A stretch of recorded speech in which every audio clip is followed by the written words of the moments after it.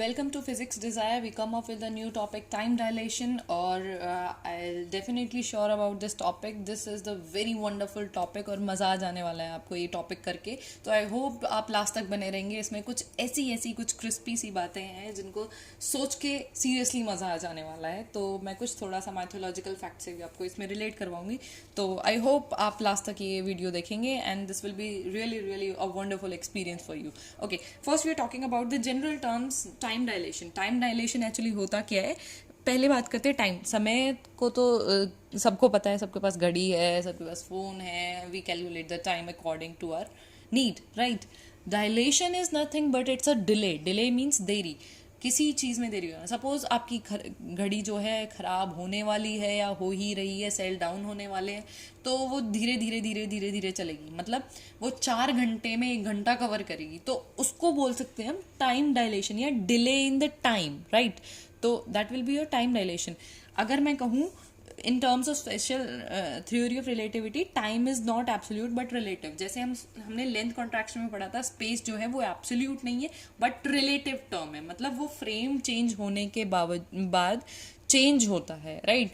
वो वेरी करता है, वो रिलेटिवली वेरी करता है, बट वो एब्सोल्यूट नहीं, वो फिक्स नहीं है. हर एक फ्रेम के लिए सेम नहीं होने वाला है, राइट. तो सपोज यहाँ भी हम एक डेरिवेशन की तरह ही करेंगे. एक फ्रेम कंसीडर करते हैं एस फ्रेम जो कि रेस्ट फ्रेम है, और एक और फ्रेम कंसीडर करते हैं एस डैश फ्रेम जो कि मूविंग फ्रेम है. अब हमने कंसीडर कर लिया कि कोई इवेंट हो रहा है. इवेंट का नाम रखा हमने कि कोई बेल रिंग कर रही है. वो बेल में जो है 2 साउंड्स क्रिएट होंगी, ट्रेन ट्रेन सपोज. तो 2 साउंड्स क्रिएट होंगी. तो हम जो है यहाँ पे बैठा हुआ ऑब्जर्वर और यहाँ पे बैठा हुआ ऑब्जर्वर दोनों ही वो टाइम नोटिफाई करेंगे. तो यहाँ पे बैठे वाले ने जो टाइम पहली बेल का नोटिफाई किया that will be T1 dash, और इसके ऑब्जर्वर के अकॉर्डिंग वो टाइम था T1. अब जब दूसरी बेल बजी तो इसने ऑब्जर्व किया टाइम T2 डैश, इसने T2. So obviously they have their own clocks. इसके पास अपनी घड़ी होगी, इसके पास अपनी घड़ी होगी, right. So they are measuring the time according to their instruments, right. अब एक चीज़ इंपॉर्टेंट, वही चीज़ करते आए हैं जो करेंगे जो हमने पहले किया था. लॉरेंस ट्रांसफॉर्मेशन इसमें यूज़ करेंगे, लेकिन इस डेरिवेशन में हम लॉरेंस इनवर्स ट्रांसफॉर्मेशन यूज़ करेंगे. This is the very important fact about this derivation. Exam में भी आता है तो आपको याद रखना है. टाइम डायलेशन में हम लॉरेंस इनवर्स ट्रांसफॉर्मेशन यूज़ करते हैं. ओके, लॉरेंस इनवर्स ट्रांसफॉर्मेशन क्या होती है आप मेरे प्रीवियस लेक्चर्स में देख सकते हैं. So that will be T1 is equal to T1 dash plus Vx dash over C square root of 1 minus V square over C square. Similarly, T2 is equals to T2 dash plus Vx dash over C square root of 1 minus V square over C square. Lorentz transformation equations are nothing but these are the relation between the S dash coordinates and the S coordinates, S frame coordinates, right? So अब वही बात, ये frame moving है. अब मान लो ये एक train है और मैं ट्रेन में बैठी हूँ. उस ट्रेन में 2 बेल रिंग कर रही है. तो मुझे जो बेल रिंग सुनाई देंगी मैं कहूँगी कि मेरा टाइम करेक्ट है. So I am the proper time, right. I am giving the proper time. तो एस डैश के अकॉर्डिंग जो टाइम माना जाएगा that will be proper time. So T2 dash minus T1 is equal to some T0 and this will be your proper time, ठीक है. ऐसे ही rest frame है, ये ऑब्जर्वर वाला फ्रेम है. सो ये कोई ग्राउंड पे अगर ऑब्जर्वर है तो उसके अकॉर्डिंग टाइम क्या होगा T2 माइनस T1, और इसको हमने रख दिया T. That will be the observe time. ये ऑब्जर्व टाइम कहाँ से है? From the ground floor, ground frame. So we are finding T2 minus T1. T2 यहाँ है हमारे पास, T1 यहाँ है. दोनों को रखेंगे एंड वी वही मैथमेटिकल कैलकुलेशन, एक पॉजिटिव टर्म है एक negative, cancel each other. So we are left with the T2 minus T1 is equal T2 dash minus T1 dash over root of 1 minus V square over C square.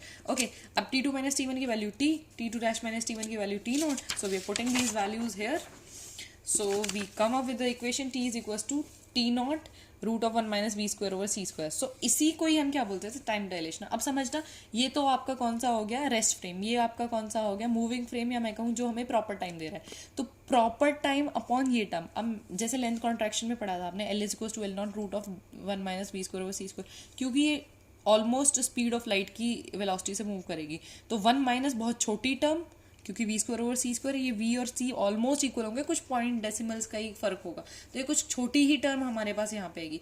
तो छोटी term into L0, तो ये हमारे पास length contract हो रही थी, बहुत छोटी टर्म आ रही थी, राइट.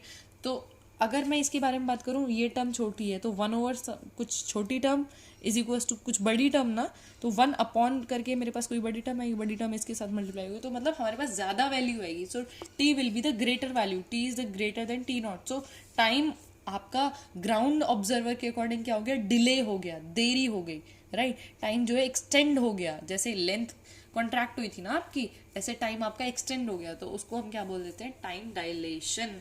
एक और इम्पॉर्टेंट बात, ट्विन पैराडॉक्स। अच्छा, इससे पहले मैं आपसे ये बात कहना चाहूँगी, जैसे अभी रामायण सीजन चल रहा है, we all are watching Ramayan tremendously.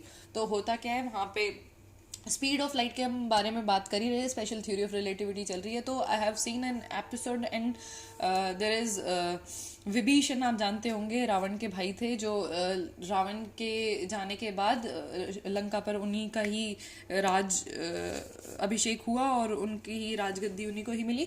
तो विभीषण ने जो है श्री राम जी को ऑफर किया कि आप पुष्पक विमान में जो है अयोध्या लौट जाइए और हम स्वागत के साथ आपको भेजेंगे, हम भी आपके साथ चलेंगे। तो उन्होंने कहा था पुष्पक विमान जो था वो मन की गति से चलने वाला है। अब ये यार मन की गति क्या है, मतलब उस टाइम पे रामायण बनी जब special theory of relativity obviously आ चुकी थी। तो वो मन की गति आप समझने की कोशिश करना, हम स्पीड ऑफ लाइट पे अटके हैं, we humans are still searching for the speed of light, कि शायद इंसानी रूप को वो स्पीड ऑफ लाइट मिल जाए। लेकिन एट दैट एंशिएंट टाइम या रामाज वर्ल्ड में हम बात करते हैं मन की गति। अब आप सोच सकते हैं कि हाउ आवर मन इज मूविंग, हम हर मूवमेंट पे जो है अलग थॉट ले रहे हैं, तो मन की स्पीड तो कहीं ना कहीं स्पीड ऑफ लाइट से भी बहुत ज़्यादा होगी। तो उस टाइम तो वो एक उन्होंने तो सोचा होगा, पलक झपकना भी बहुत बड़ा टाइम हो जाता है, वो झपकते ही पहुंच गए होंगे अयोध्या।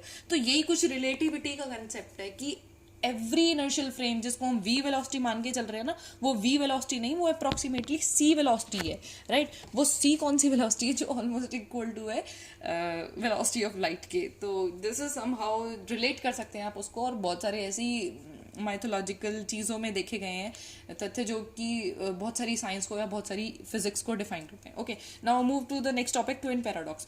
पैराडॉक्स और ऑर्थोडॉक्स, आपके पास दो टर्मिनोलॉजीज आती हैं। ऑर्थोडॉक्स का मतलब क्या है, जो जैसी चीज़ें मिल गई, जो रूल्स सेट ऑफ रूल्स या लॉज हमें मिल गए, उनको ऐसे ही मान लिया। हमसे किसी ने कह दिया सन जो है पीला है, अब हमने देखा तो है नहीं पीला है, राइट।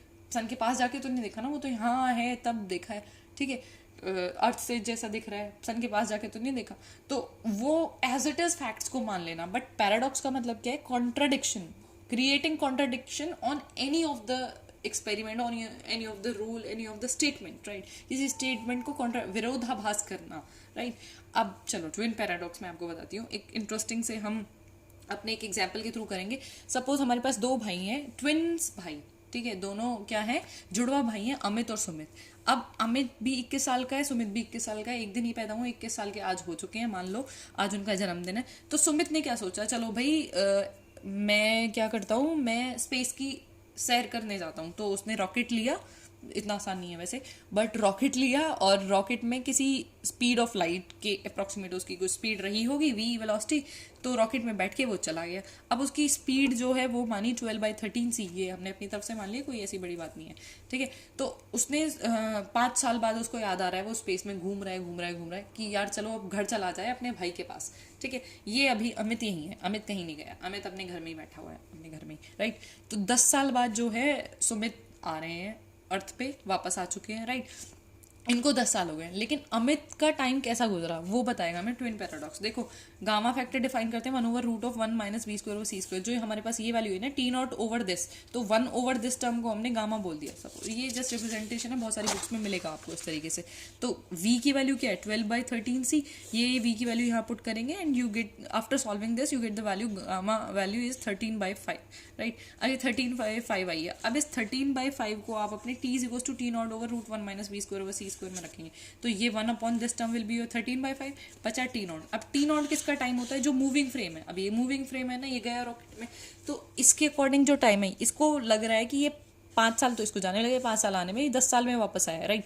तो t0 की वैल्यू क्या होगी, इसके अकॉर्डिंग वो 10 साल में आया है। जो इवेंट हुआ है, जो रॉकेट के जाने आने का इवेंट हुआ है, वो 10 साल में हुआ है। जैसे हाँ, वहाँ हमने बेल वाला केस किया था, तो 10 साल इसने यहाँ रखे, 10 × 13/5, so we get the value 5 × 10 and 13 × 26, so t की वैल्यू क्या है 26। इसका मतलब कहने का क्या है, ये तो भाई 10 साल में आया गया, लेकिन जो अमित ने मेजर किया, अमित ने जो ऑब्जर्व किया है, उसके अकॉर्डिंग ये 26 साल में आया गया है, राइट। तो ये तो बड़ा ब्लंडर हुआ, कहाँ 10 साल और कहाँ 26 साल, एकदम डबल से भी ज़्यादा, ठीक है।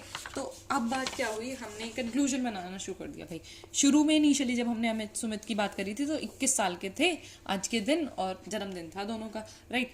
अब सुमित गया सैर पे, 10 साल बाद वापस आया है, तो 10 साल बाद उसकी उम्र कितनी होगी? 21 + 10 31। अब वो 31 साल का 31वां बर्थडे मनाएगा आज। ओके, लेकिन अमित के अकॉर्डिंग 21 साल का वो है और 26 साल में सुमित आया है, और क्योंकि इन दोनों की एज इक्वल थी तो ये इसकी एज में भी 26 साल में ऐड करूं तो इसकी एज जो है 47 ईयर्स। अब दोनों भाई जुड़वा भाई थे, एक दिन पैदा हुए, और बस क्या है, बीच में एक ट्रिप ही तो मारा है सुमित ने, उसके बाद इसकी एज तो 47, इसकी 31। How is it possible?